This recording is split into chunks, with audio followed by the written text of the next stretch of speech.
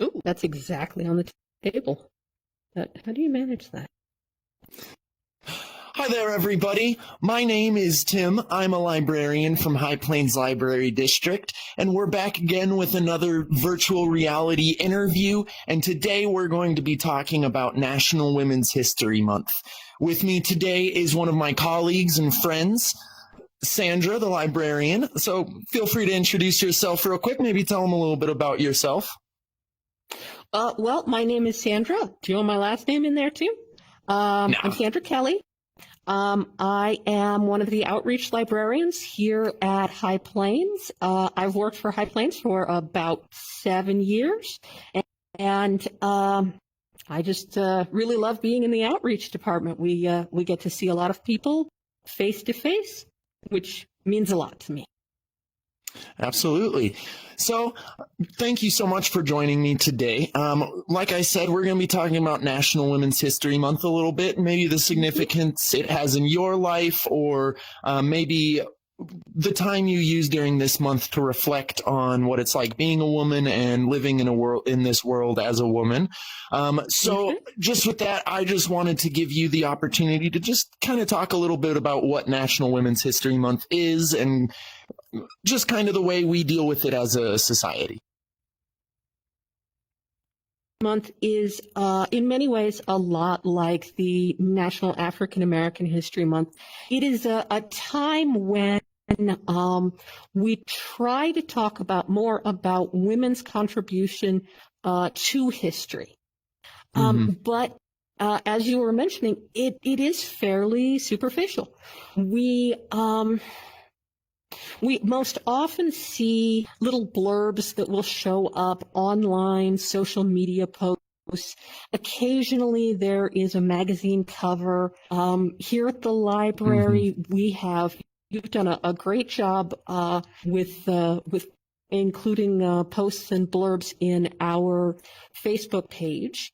But ironically enough, we really haven't had any programs here this year. And I think one of the reasons why we really don't do a lot of programming is there is a misconception that that in many ways we don't need it anymore. Does that help? Like somehow it's something kind of in the past that we needed to do, but today needed to talk about women. We needed to talk about women in math and science, and now all problems are solved. And it's a little frustrating. Yeah. And I mean, we know from our discussions in Black History Month and, Developmental Disability Awareness Month as well, that a lot of these issues, just because they're not as much in our face every day, we like to think that they're not there anymore. And we know that's not true. So that leads me into what I wanted to talk about next. You talked about Black History Month as well. And when we're talking about those months and Women's History Month, we often talk about those hidden figures or the people that did important things but never really received the recognition that they deserved for those actions. So kind of with that, I think that's a big reason why we need to continue doing Women's History Month, is so that those figures are no longer hidden. But with that in mind, is there a particular hidden figure or a woman that's really important to you or was important in your kind of journey as a woman in the professional world or in any environment? Certainly. I would like to talk about a mathematician by the name of Sophie Jermaine. And she lived quite a long time ago. She was French. She grew up during the French Revolution, during the terrors. And one of the reasons why I want to talk about Sophie, she's not quite as much of a hidden figure, at least in the mathematical world, as some other people might be. There's actually an award named after her. Her mathematics is well known, but she's not well known to the general public. And the reason I wanted to talk about her is I think her life and her struggles very much encapsulate an important point that we tend to miss when it comes to women's history. When you show children a list of names or a bunch of pictures on the chalkboard, of famous scientists, famous mathematicians, frequently what they take away from it is that there are 10 men and one woman, or 10 men or 100 men and one woman. Sorry, one woman. And what a lot of kids take away from this is women aren't good in math and science because they're not seeing a comparable number. And I think explaining Sophie Jermaine does help to explain why. So, as I said, Sophie Jermaine lived in the 1700s. And when she got started, when she was about 13 years old, she heard the story of Aristotle and how he was so engrossed in a math problem that he didn't notice the Roman soldier who stabbed him to death. And she thought to herself, if math is so cool, so engrossing that you don't notice that there's someone who's going to kill you, she said, that's for me. I want to be a mathematician. So she started reading the books in her father's library. And when she reached a point where she couldn't get any further, she taught herself Greek and Latin in order to read the higher level books. And of course, one of the things she wanted to read was this newfangled math called the calculus.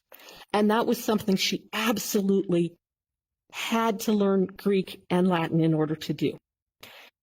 But she also had to do this in secret because her parents did not want her to study math. And they went to extreme lengths to prevent her from studying math.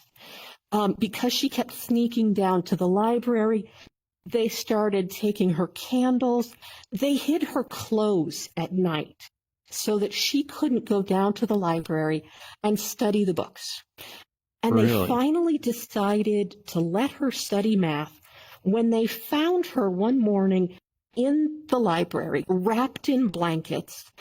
And it was so cold that the ink in her inkwell had frozen solid. And they realized that they were not going to be able to keep her from math. And it feels to a lot of us that why would they deny her the opportunity to study math? It's just math. Except right up until actually into the 1900s, doctors genuinely believed that studying math or science would be physically harmful for women and girls. They felt that women had smaller brains and weaker nervous systems. And they thought that taxing their brain too far would lead to insanity. And they thought that we only have, I was going to also say, they also thought we only have so much blood in our bodies. And that if a woman is using her brain, the blood is in her head and not in her ovaries. So the belief was that if women learned too much, if they spent too much time thinking, they would be sterile. So Sophie's parents were trying to protect her from what they thought was real physical harm. So it may not have been direct sexism in that a woman isn't allowed or can't learn math, but it's almost like they justified it in a way where they're the good guys. They're trying to protect these women. Which I think goes to show also why on those chalkboards we have 10, 100 names of men and one or two names of women, because how many men had to study almost naked with frozen ink with no candles at night to learn math? Probably not nearly as many. And her whole life continued that way. Now, keep in mind, a school opened when she was 18. So when I say she taught herself Latin and Greek, this was before she was 18 years old. But when she was 18 years old, a new math and science university opened up near her. But women not only could not join, they could not be in the lectures. But she was able to get a hold of the notes. And so she studied from the notes. At the end of one of the classes, one of the professors asked everyone to write a paper and submit it to him. She wrote a paper and she submitted it under the name of another student who had dropped out. Mm-hmm. And it was so good that he searched for her until he found her. And even after he discovered she was a woman, he continued to, they had to use letters to communicate because she was an unmarried woman. So she couldn't be alone with a man. And so most of her work involved letters back and forth because she never married. And when she died, despite the fact that her mathematics was so important that it made it possible to build the Eiffel Tower, when she died, on her death certificate, it listed her occupation as property owner. Most of her materials were published by her nephew after her death. Wow. And one of the things that I took away from this, well, a couple of things. I first heard this story when I was taking calculus. And my professor said to us, considering how far she got, think about how far she could have gone if she had been taught. Been allowed. If she didn't have to teach herself. And if she had been supported. Exactly. And the other thing I take away from that is what she needed in order to succeed. She had to be very smart. She had to be extremely persistent, even obstinate. But she also had to be wealthy. And she had to have a father who liked math. Because if she hadn't been all of those things, she couldn't have done it. So it's not like she could go to a public library to study that math stuff at that time. She needed that private library she could sneak into.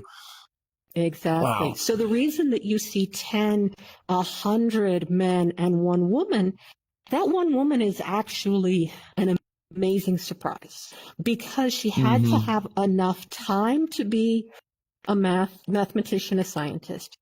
But she also had to have a father, a husband, a brother, someone to aid and abet her. Marie Curie worked with her husband because she couldn't not work with her husband. I see. And that's something we tend to forget about. Can you share her name one more time for everyone so that if they want to look her up, they can? Sophie Jermaine. Thank you so much. I think her story really lays out. I mean, you laid out beautifully the different levels of barriers that women used to face and maybe still do face. So that leads to a question I wanted to ask you about this coming generation, because I know you've been involved in the feminist movement for a long time, and you've helped me with programs when I want to highlight women in science, and you've been able to help me. So I guess my question is for maybe the younger girls that are growing up right now. What do you think the barriers they're going to be facing are as they get older, as they become adults, as they become women in professional areas, whether it's library, science, mathematics, whatever it may be? What do you think those barriers, have they shifted? Have they just adapted or changed? Are there less barriers? I think in some ways there are less barriers. Back in the 80s, I have a book that lists all of the women and minorities who had PhDs in math or science, and the book was less than an inch thick. They were actually able to obtain the names of all of these people. That has shifted. But there are still issues with getting a job. So there are still issues, and there's things that we're not necessarily aware of. Expectations about women, and in some cases they are perpetuated by women. Instead of saying all humans are capable of logic, of emotion, there's still this perception that men are more logical and that women are more emotional. And those things negatively affect both men and women. Absolutely. So those are some of the things that I see as barriers. The belief that we have solved this problem can mean that we miss things. Yeah, if we think the problem no longer exists, then we're not looking for that problem to crop up again. And so when it does pop up, we don't do anything about it, or we're shocked that it happened instead of expecting it. I think that's a really good point. And so I just want to, we're trying to keep these interviews around 15 minutes just for our viewers to kind of, be able to get a nice blurb of what this month means, or I guess technically now last month, what March means.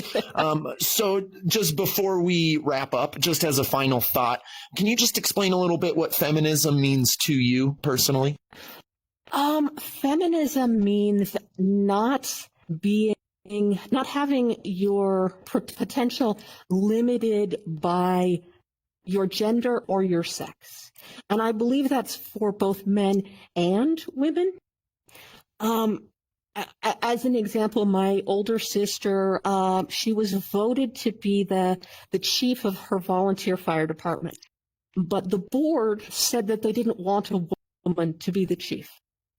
But things have changed, and I like that because many of the people on the board who wouldn't call themselves feminists, or rather I should say the people in the department, they voted out the entire board, voted her back in, and gave her a T-shirt that said Miss Chief.